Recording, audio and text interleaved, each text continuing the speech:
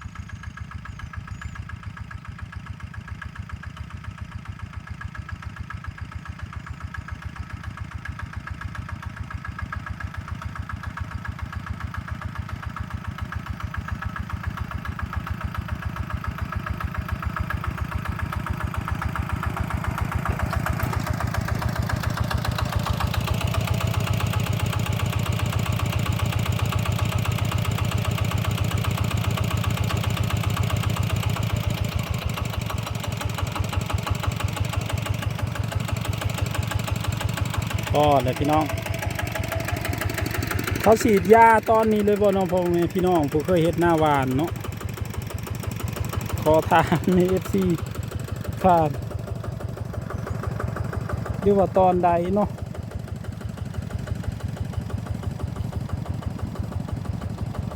อีกอาทิตย์หนึ่งจังมาเบิ่งผลงานเฮามันสิออกซ้ำใดมันสิห่างหรือมันสิที่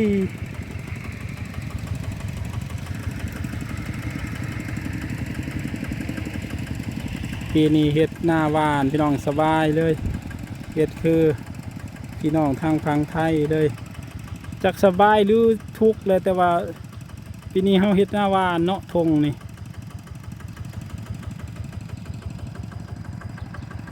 มันเขาเจ้าเขียวงามหมดเลยสิขอโตลุยงานต่อพี่น้องนี่ยังหลายอันนี้ผมก็ให้แลกแหกมานยังอีกหลายหน้าประมาณ30ให้เนาะคลิปนี้ก็ขอลาไปเพียงเท่านี้ก่อนเด้อพ่อแม่พี่น้องขอบคุณทุกคนที่ติดตามรับชมพี่น้องพอกันใหม่คลิปหน้ากับเคยลาสบายดี